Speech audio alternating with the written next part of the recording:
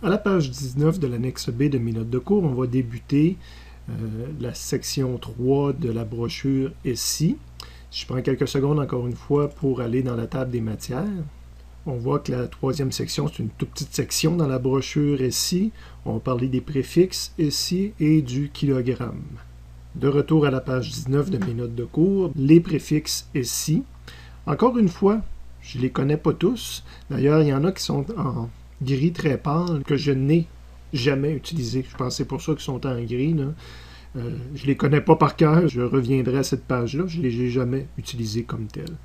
Il y en a d'autres que je n'ai pas cachés, que ça m'est parfois arrivé d'utiliser, mais tellement peu souvent que je ne m'en rappelais pas, puis je revenais à la page de toute façon. Mais il y en a d'autres, par exemple, que je connais parce qu'on les utilise couramment, moindrement qu'on est dans le domaine des sciences ou même de la vie courante. On les rencontre sur les factures de Vidéotron pour les octets qu'on consomme avec notre forfait Internet. On les rencontre dans les journaux quand on lit moindrement un article qui contient des données scientifiques ou des données statistiques. Donc, il y en a certains que j'aimerais également que mes étudiants soient capables d'utiliser. Là, je suis toujours un peu surpris des fois qu'ils me demandent « Milli, monsieur, c'est 10 à la moins quoi? » Du plus gros, plus petit, iota, zeta, hexa, péta, que j'utilise pas vraiment, 10 à la 24, 21, 18, 10 à la 15. 10 à la 9, les gigaoctets. On est dans ce domaine-là, beaucoup de l'informatique. Je pense que les téras ont commencé beaucoup. Je ne l'ai pas utilisé encore, là, mais les téraoctets, on en parle de plus en plus. Donc, giga, la lettre est utilisée pour représenter giga, pour représenter 10 à la 9, mais G majuscule.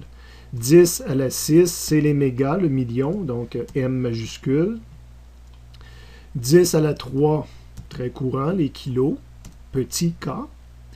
Les hectos, déjà arrivé, surtout dans le domaine, personnellement, là, quand j'étais dans le domaine alimentaire, les hectolitres de lait, des choses comme ça.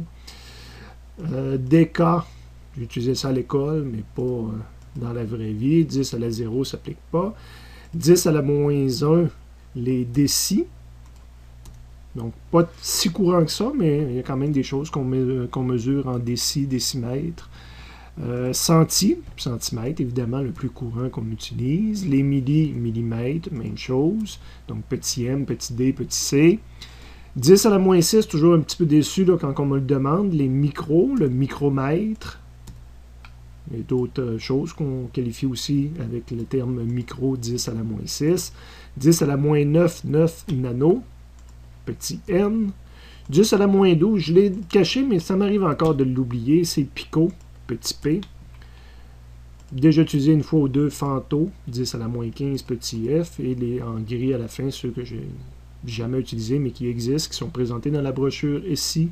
Donc les atos, 10 à la moins 18, zepto, 10 à la moins 21, et yocto, 10 à la moins 24, avec AZ et Y. La section 3 de la brochure ici se poursuit à la page 20 de l'annexe B de mes notes de cours, avec la section 3.2, le kilogramme. Le kilogramme, c'est un cas d'exception, hein? C'est une unité de base. C'est la seule où, dans le fond, à un symbole d'unité gramme, on rajoute un préfixe, comme on vient de voir à la page précédente, le préfixe kilo. C'est vraiment cette unité-là qui a été définie sur des bases historiques, là, comme étant l'unité de base du système international. Si je prends le mètre, on rajoute des préfixes à l'unité de base pour faire kilomètre, centimètre, décimètre, mégamètre, etc. Ben, l'unité de base qui est kilogramme, on n'ajoutera pas des préfixes, on ne fera pas un millikilogramme, etc. Il y a déjà un préfixe, mais quand on veut faire d'autres unités avec des préfixes, on enlève le K de kilogramme, puis là, on rajoute notre préfixe. C'est ce qui est mentionné ici.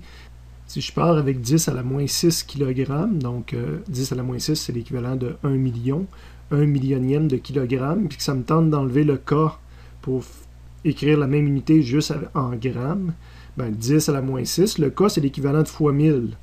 Donc 1 million fois 1000, il me reste 1 millième. Ça revient à écrire que c'est 1 millième de gramme.